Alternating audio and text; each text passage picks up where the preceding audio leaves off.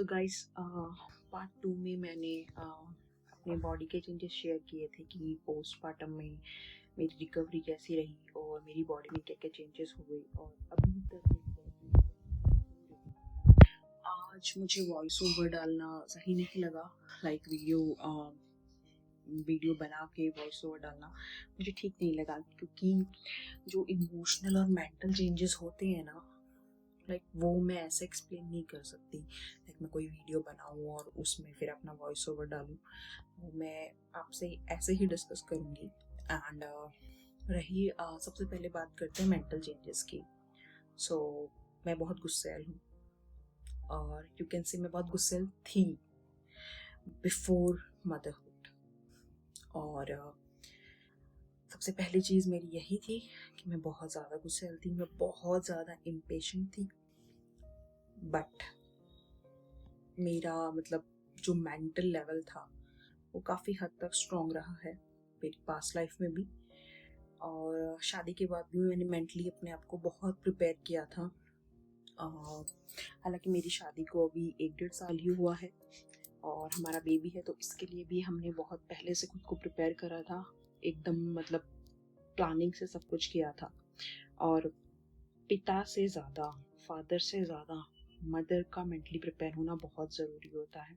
तो मैं यहाँ पे कहीं ना कहीं बहुत ज़्यादा प्रिपेयर थी, यू कैन से 1000% मैं यहाँ पे प्रिपेयर थी कि मेंटली प्रेगनेंसी के टाइम पे और प्रेगनेंसी के बाद जो चेंजेस होंगे वो कोई और मेरे हैंडल। हालांकि बोलते हैं कि हाँ पार्टनर है, घर वाले हैं, तो वो लोग आपके साथ मतलब आपको समझेंगे, बट ऐसा नहीं होता most of the time. But ऐसा नहीं होता मोस्ट ऑफ द टाइम। हमें ही नहीं पता होता कि हमें क्या चाहिए, हमें ये चाहिए, हमें वो चाहिए। प्रेगनेंसी में बहुत सारी चीज़ों की क्रेविंग होती है, और प्रेगनेंसी के बाद लाइक मैं अगर प्रेगनेंसी की बात करूँ तो आराम बिल्कुल मिलता नहीं है, माइंड बिल्कुल रेस्टलेस होता है। और स्पेशली जब आपका बेबी फुल ब्रेस्ट फीड पे हो तो हर 2-2 घंटे में, 1-1 घंटे में, लोग बोलते हैं ना कि हर 2-2 घंटे में बेबी को फीड कराओ, स्टार्टिंग के 1 मंथ में या 2 मंथ में, और उसके बाद उसे डिमांड फीड कराओ। बट वो वाली जो सर्कल होती है ना, वो मतलब लूप में ही चलती रहती है, वो कभी एंड ही नहीं होती। और अपने लिए तो टाइम ज़ीरो मिलता है उस टाइम पे, सच बात है। हाँ, इस चीज़ में क्या होता है कि अगर आप न्यूट्रल फैमिली में रहते हो तब तो आपके ऊपर बहुत लोड आ जाता है मेंटली, कि आपको घर का काम भी करना है, आपको खुद का ध्यान भी रखना है, हस्बैंड साइड से भी चीज़ों का है ध्यान रखना है। और हस्बैंड तो हेल्प करते हैं, बट मुझे नहीं पता, मतलब उस लेवल की नहीं हो पाती। एंड बेबी का ध्यान रखना है, फर्स्ट टाइम मदर बनी हो तो इनसिक्योरिटीज़ इतनी होती हैं कि अंत लेवल। और इंडियन फैमिलीज में तो बहुत सारी चीज़ें होती हैं कि बेबी को ये करना है, बेबी को वो करना है, और लाइक जो हमने चीज़ें पढ़ी होती हैं वो टोटली डिफरेंट होती है, तो उसका जो प्रेशर होता है ना मेंटली, वो बहुत ज़्यादा हिटअप करता है। बट इसका एक साइड ये है कि मदरहुड आपको बहुत पेशेंस देता है, और मैंने इतने पेशेंस फील करे हैं ना अपने अंदर। हाँ, 1-2 टाइम ऐसा होता था कि पॉइंट आता था कि मैं फट जाऊंगी, मतलब मैं चीज़ों को डिनाइल में लेके जाती थी, और बहुत ज़्यादा नेगेटिव सोचने से ना मैं बहुत ज़्यादा डिनाइल में चली जाती थी, और आई बी लाइक कि वहाँ पर मेरा बर्स्ट आउट हो जाता था और मैं रोने लग जाती थी। बट अभी का मेरा स्टेज है, वहाँ पर ऐसा लगता है कि हाँ, अब मैं बहुत स्ट्रांग हूँ, अब मुझे इन सब चीज़ों से कोई फ़र्क नहीं पड़ता, अब मेरा बेबी एकदम ठीक है, तो मैं ठीक रहती हूँ। तो लाइक ऐसी बहुत सारी चीज़ें होती हैं। तो एट द एंड ये होता है कि आपको मेंटली बहुत प्रिपेयर रहना पड़ता है, और मैं मेंटली काफ़ी प्रिपेयर थी।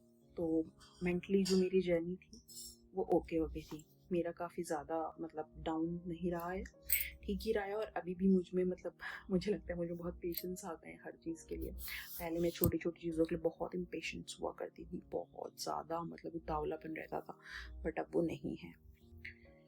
हाँ, रेस्ट साइकिल जो होता है वो होना ज़रूरी होता है, बट दैट्स ओके।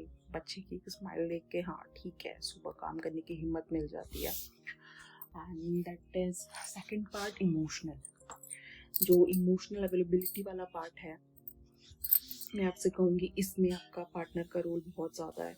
अगर वो इमोशनली आपके लिए अवेलेबल है कि आपको मतलब कोई चीज़ नेगेटिव लग रही है और वो सुनने वाला है उस चीज़ को एक्सेप्ट करने वाला है, आपको वैलिडेशन देने वाला है, तो आपका इमोशनल फेज़ बहुत स्मूथली कटेगा।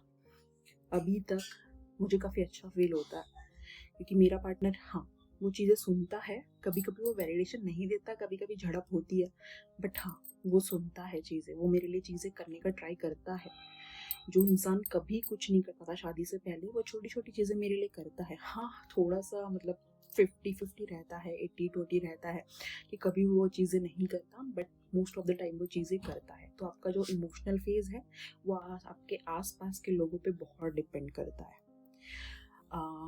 मेरी mother in law, father in law and brother in law सब साथ में रहते हैं, तो उनकी वजह से थोड़ा मेरा इमोशनल फेस स्मूथली कटा है। जहाँ पर मुझे थोड़ा सा रेस्टलेस फील होता था, दिन भर में मेरी मदर इन लॉ बेबी को संभाल लेती हैं, मेरे फादर इन लॉ संभाल लेते हैं, और रात के टाइम पे मेरे हस्बैंड थोड़ा सा हेल्प कर देते हैं। तो वो चीज़ें ना बहुत मैटर करती हैं।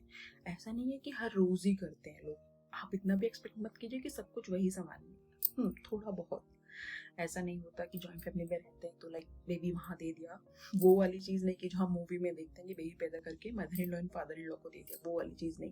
क्योंकि कहीं ना कहीं मदर को भी इनसिक्योरिटीज़ रहती हैं और उनका भी रिजॉल्व होना बहुत ज़रूरी है। बट मेरी पूरी प्रेगनेंसी में मेरी मदर इन लॉ ने मेरा बहुत साथ दिया है, एंड उनकी वजह से शायद मैं अभी इमोशनली काफ़ी सही हूँ। जो उन्होंने मेरे लिए छोटी छोटी चीज़ें करी हैं, वो वैलिडेट करती हैं कि हाँ, मेरे बेबी के लिए कोई है। अगर मैं वहाँ पे अवेलेबल नहीं हूँ तो मेरी मदर इन लॉ वहाँ पे अवेलेबल हैं। तो ये सारी चीज़ें जो होती हैं, और अभी जो मेरा फेज़ है, मैं बहुत स्ट्रॉन्ग फील करती हूँ इमोशनली एंड मेंटली। तो आपकी सराउंडिंग्स बहुत इम्पॉर्टेंट है। अगर आपके पास वहाँ पर कोई सराउंडिंग्स नहीं है तो मेक श्योर कि आपके पास कोई सराउंडिंग्स हो, आपके पास ऐसे लोग हों। ये वाले लोग नहीं कि आप फ़ोन में बात कर लो, आपके लिए सच में अवेलेबल होने चाहिए।